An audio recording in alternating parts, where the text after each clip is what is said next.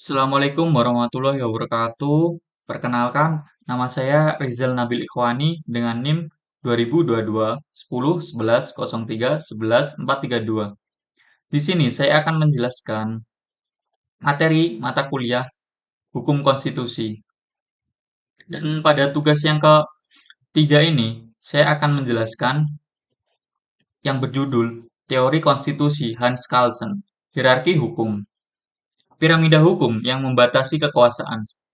Hans Kelsen adalah seorang ahli hukum dari Austria, dikenal dengan teorinya yang revolusioner tentang hierarki hukum atau yang ia sebut dengan Stufenbau.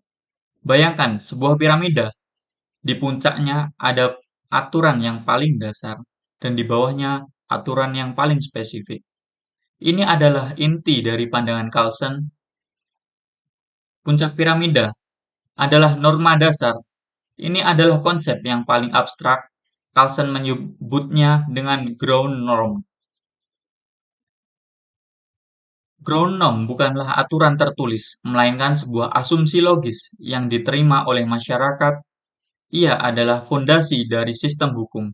Tanpa ground norm, tidak ada aturan yang bisa dibilang sah atau berlaku. Lapisan di bawahnya adalah konstitusi. Di bawah ground norm, Carlsen menempatkan konstitusi. Konstitusi adalah aturan hukum tertinggi dan konkret tertulis.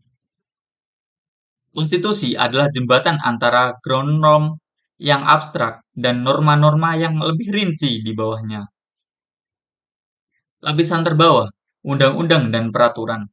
Lapisan paling bawah, piramida, terdapat semua undang-undang, peraturan pemerintah, dan keputusan hakim.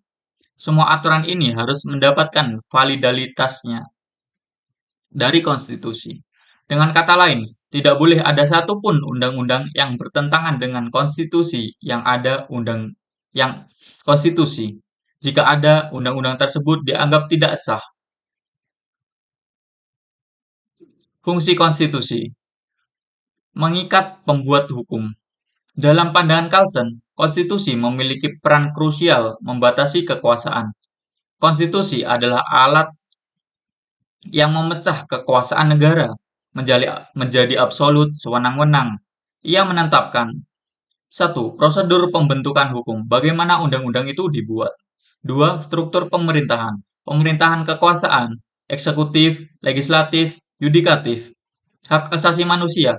Batasan terhadap kekuasaan negara dalam berinteraksi dengan warga negara. Jadi, poinnya, Carlsen melihat konstitusi bukan sekedar dokumen politik, melainkan norma hukum yang paling penting karena ia mengikat bahkan pembuat hukum itu sendiri. Ia memastikan bahwa kekuasaan dijalankan secara teratur dan berdasarkan aturan yang telah disepakati bersama.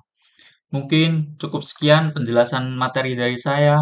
Wassalamualaikum warahmatullahi wabarakatuh.